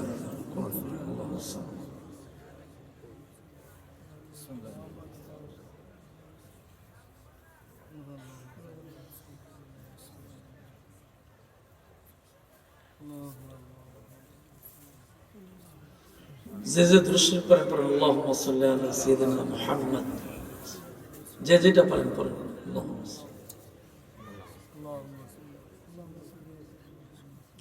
আগামী 22-23 জানুয়ারি ঐতিহ্যবাহী সোনাকান্দা দারুল হুদা দরবার শরীফের মাহফিল, জানেননি? এটা আপনার মাহফিল, আমরা মাহফিল, সারা বাংলাদেশের মাহফিল। হুজুরি কিন্তু কয় না জীবন এটা আমার মাহফিল, কি কয় আমাদের মাহফিল, ঠিক না? অত্যন্ত নম্র ভদ্র মানুষ, ভালো মানুষ। ওনার এই আহ্বানে সারা দেশ থেকে অনেক লক্ষ লক্ষ মানুষ আসেন। তা এটা হঠাৎ করে ডেটটা পরিবর্তন হয় কয়েকটা কারণে। একটা হলো রমজান, আর একটা হলো নির্বাচন। দুইটা কারণে দুইবার ডেট পাল্টেছে, ঠিক না? এটা হুজুরের ইচ্ছা ছিল না, এটা বাধ্য হয়েছে পাল্টাইতে। কারণ 12 তারিখ নির্বাচন, তো নির্বাচন দিয়ে মাহফিল করবো কেমনি, ঠিক না? তো এটা ডেটটা করা হয়েছে আগামী 22-23 জানুয়ারি। আল্লাহ পাক কবুল করুন। মাদ্রাসার ছাত্র শিক্ষক অনেক কষ্ট করতেছেন, এই যে বাস কালেকশন অনেক কষ্ট করতেছেন। কারণ আগে ছিল মাদ্রাসা খোলা, এখন মাদ্রাসা বন্ধ। আমি মিটিংয়ে ছিলাম, তো আমি তো পরামর্শ সবাই থাকি সবসময়। তো আপনারা সবার জন্য তাবারুকের ব্যবস্থা আছে, দোয়া শেষে সবাই ইনশাআল্লাহ তাবারুক নিয়ে যাবেন। জি আলহামদুলিল্লাহ, আলহামদুলিল্লাহ। আপনারা দাওয়াত করছে, কবুল করেন, আমিন। যাক ইনশাআল্লাহ আগামী 22-23 আমার কিন্তু অন্য জায়গায় মাহফিল ছিল এই তারিখগুলোতে। আপনাদের মুরাদনগর এলাকায় সর্বশেষ একটা গ্রাম আছে গাঙ্গের কোট, নদী পার হইলে কসবা, হুজুরের বাড়ি শেখবেন, ঠিক না? নদীটা পার হইলে হুজুরের বাড়ি, এটা কসবা, এটা হলো মুরাদনগর। এখানে আমার মাহফিল ছিল 23 ডিসেম্বর। পরে শিক্ষিত মানুষ, হাই স্কুলের টিচার, উনি মাস্টার সাব্বির সাহেব, খুব ভদ্র মানুষ। আমি আরো 2বার গেছি, আমার পাশে গ্রামও গেছি। আমার বলতে স্যার, আমার বলতে হুজুর এই ডেটটা 23 তারিখ শুক্রবার, যেহেতু এটা দিলে ভালো হয়। দিছি বের কদিন পরে ঘোষণা করছে সোনাকান্দের মাহফিল, আমার তো রুশ নাই। আমি তাড়াতাড়ি করে স্যার সোনাকান্দের মাহফিল করবেন নি? আমি তো আপনার মাহফিল করবেন কেমনে? সর্বনাশ কি করবেন? হ্যাঁ, এই কারণে ডেটের পরিবর্তন হয়েছে, এখন 22-23 জানুয়ারি করা হয়েছে। তো স্যার আমি তো এই দিন আইতাম না, আমার মাফ করে দিন। আপনার স্যার মাহফিল হইতো না, আপনার যেই ডেট দেন এইটা, তবে শুক্রবার দিলে ভালো হইব। শেষ পর্যন্ত অনেক চিন্তা মনে করে ঘোরায় মোড়ায় দেখছি যে শুক্রবার বার তো একটা, সপ্তাহে একদিন। তো ডায়েরি খুললে অনেক কষ্ট করে শেষ পর্যন্ত 9 জানুয়ারি শুক্রবার দিচ্ছে, যে তারপরেও যাতে ওনাদেরও কষ্ট না হয়, আমারও কষ্ট না হয়। এই ডেটগুলো এইভাবে পরিবর্তন করা লাগছে, আল্লাহ জানো। কারণ এটা হক দরবার, এখানে কোনো ভণ্ডামি চলে না। এগুলো আমাদের দরকার আছে, ঠিক কিনা? চলে ওনারা আমাদের আপন, এগুলো আমাদের দরকার। কারণ হক থাকলেই দুনিয়া সুন্দর থাকবে, বাতিল আসলেই দুনিয়া নষ্ট হয়ে যাবে। আল্লাহ তাআলা এরকম প্রত্যেকটা, শুধু সোনাকান্দা না, সারা বাংলাদেশে প্রত্যেকটা যারা হক দরবার, আল্লাহ যেন এগুলাকে দিন দিন আরো তাদের জন্য আল্লাহ পাক বৃদ্ধি করেন, সম্মান যেন আরো বাড়াইয়া দেন। জোরে কোন আমিন। তওবা করে আস্তাগফিরুল্লাহ রাব্বি মিন কুল্লি যামবি ওয়া আতুবু ইলাই, লা হাওলা ওয়ালা কুওয়াতা। জবানটা খুলে বলেন আস্তাগফিরুল্লাহ রাব্বি মিন কুল্লি যামবি ওয়া আতুবু ইলাই, লা হাওলা ওয়ালা কুওয়াতা। আল্লাহ জীবনে আর গুনাহ করব না, আল্লাহ জীবনে আমি আর গুনাহ করব না, হাসরের দিনে গুনাহগার বইলা আস্তাগফিরুল্লাহ রাব্বি মিন কুল্লি যামবি ওয়া আতুবু ইলাইহি লা হাওলা ওয়ালা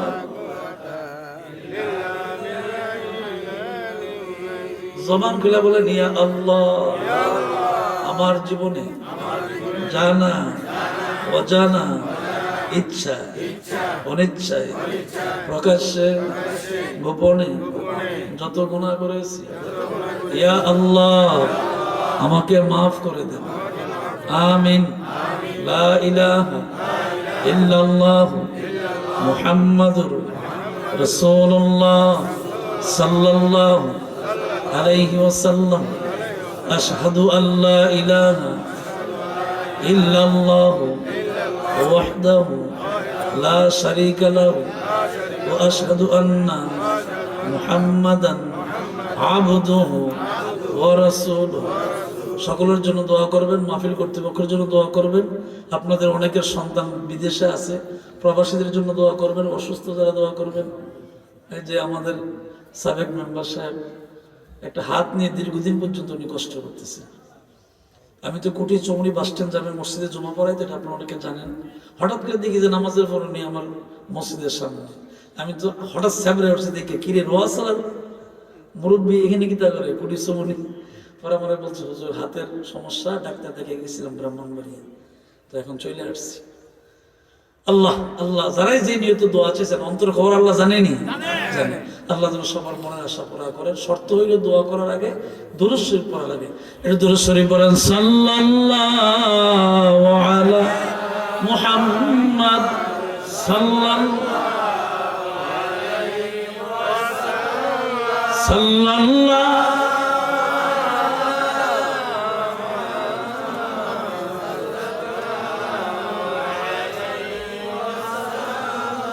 اللهم صل وسلم وبارك عليه اللهم آمين اللهم آمين يا رب العالمين يا أرحم الراحمين يا حي يا قيوم يا الله বাবা রে, মা বোনেরা সবাইকে অনুরোধ করে অন্তর অন্তঃস্থল থেকে একটু মহব্বত করে আল্লাহরে ডাক দেন। গাফুর রাহিম নাম তোমার,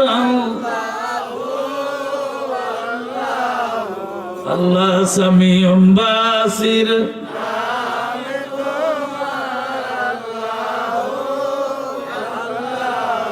আল্লাহ হান্নান মান্নান,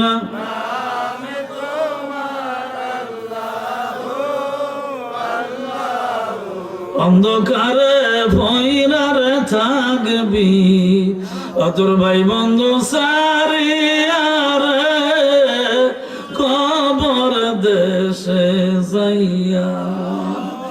আল্লাহ তাআলা রোয়াচালা মধ্যপাড়া যুব সমাজের উদ্যোগে কবরবাসীর আত্মার মাগফিরাত কামনার্থে 25তম বার্ষিক ওয়াজ এবং দোয়ার মাহফিলে আমি গুনাহগার দুইটা ফরিয়াদের হাত বাড়াইছি রে আল্লাহ। সর্বপ্রথম ক্ষমা চাই, জিন্দেগীর সব গুনাহ মাফ কইরা দাও। আয় আল্লাহ, যা মঞ্জুর করেছো কোটি কোটি গুণে সব বাড়াইয়া সাইয়্যিদুল মুরসালিন শাফিউল মুজবিন রাহমাতাল লিল আলামিন মুহাম্মদুর রাসূলুল্লাহ সাল্লাল্লাহু আলাইহি সাল্লাম রোজা মুবারক সোনার মদিনা হাদিয়া পৌঁছায়া দাও। আয় আল্লাহ, तमाम পৃথিবীর মুসলমানেরা যারা পরিমাণ ঈমান নিয়ে হাজার আছে এখানে কবরে চলে গেছে, আল্লাহ ক্ষমা চাই, মাফ চাই। প্রত্যেকের কবরগুলো জান্নাতের বাগান বানায়া দাও। আল্লাহ, আপনাদের হাত বাড়াইছি, কার জানি আমার মতন আব্বা নাই রে, কার জানি বাবা নাই, মা নাই রে আল্লাহ। রব্বুল আলামিন আমাদের কলিজা টুকরা মা বাবার কবর জান্নাতের বাগান বানায়া দাও। আমি দেখছি রে আল্লাহ, সন্তানকে মা যখন পেটে ধারণ করে রাতভর পার হইয়া যায়, সন্তান পেটে থাকার পেটের ব্যথার কারণে ঘুমাইতে পারে না। আল্লাহ, যে মা আমাকে গর্ভে নিয়ে ঘুমাইতে পারলো না, যেই মা সন্তান গর্ভে নিয়ে স্বামীর কথা শুনতে পারলো না, যেই মা গর্ভে নিয়ে সন্তানকে ঠিকভাবে ইবাদত করতে পারলো না, যেই মা সন্তানকে গর্ভধারণ করার কারণে রক্ত জোড়ে সন্তান দুনিয়াতে আসলো রে আল্লাহ, ও আমার আল্লাহ, মেহেরবানি করো আব্বা আমার কবরে আযাব দি। বলো সবাই, আব্বা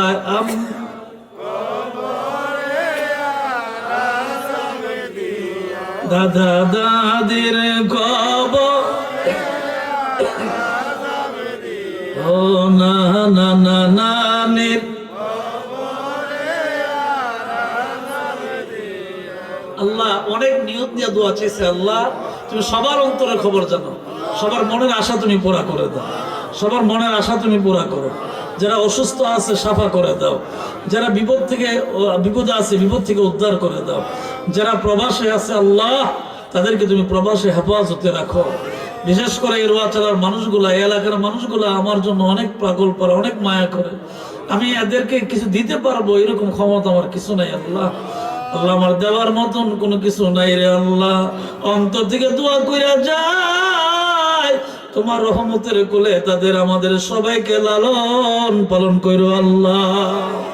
আল্লাহ এই গ্রামের উপর তুমি রহমত নাজিল করো, এলাকার উপরে তুমি রহমত নাজিল করো। ইসলামের বিরুদ্ধে কোনো কাজ, এইরকম কোনো কাজ আমাদের করায়ও না আল্লাহ। ইসলাম পছন্দ করে না, ইসলাম সাপোর্ট করে না, তুমি পছন্দ করো না, তোমার হাবিব পছন্দ করে না, এইরকম কোনো কাজ আমাদেরকে দিয়ে তুমি করায়ও না আল্লাহ। নাফরমানি কোনো কাজ আমাদের দিয়ে করায়ও না আল্লাহ। এলাকার উপরে তুমি রহমত নাজিল করো আল্লাহ। আমাদের ভুলগুলি তুমি ক্ষমা করে দাও।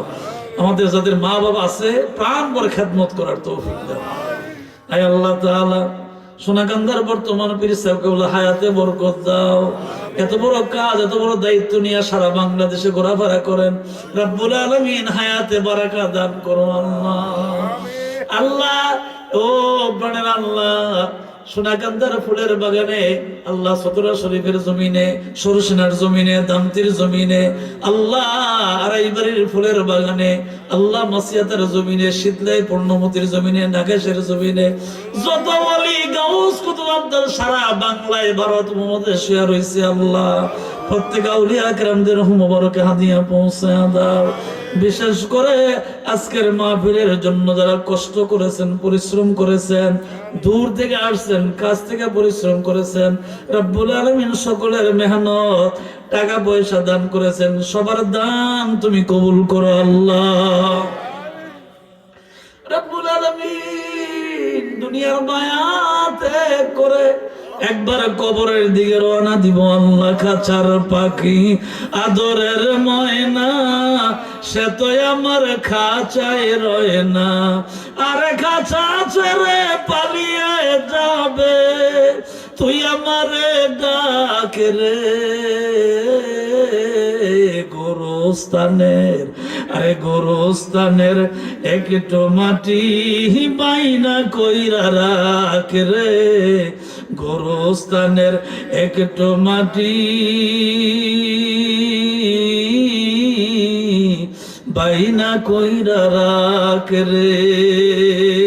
আল্লাহ তাআলা কবরে যখন শুইব, কবরটা জান্নাতের টুকরা বানায়া দিও, জান্নাতের বিছানা বিছায়া দিও, মদিনার রওজার সঙ্গে যোগাযোগ করে দিও। যারা যে নিয়ত নিয়ে হাত বাড়াইছি সবার হালাল মকসুদ গুলা তুমি পুরা করে দিও। আগামী 12ই জানুয়ারি দুলাল সাহেবের মাহফিল তুমি কবুল কইরো। 22-23 জানুয়ারি সোনাকান্দার ফুলের বাগানের মাহফিল আল্লাহ তুমি মেহেরবানি করে কবুল কইরো। রব্বুল আলামিন এই দুনিয়ার মায়া ত্যাগ করে যখন রওনা দিব গো আল্লাহ, আমাদের সবার জবানে পড়াইয়া দিও লা ইলাহা ইল্লাল্লাহু মুহাম্মাদুর রাসূলুল্লাহ সাল্লাল্লাহু আলাইহি ওয়াসাল্লাম।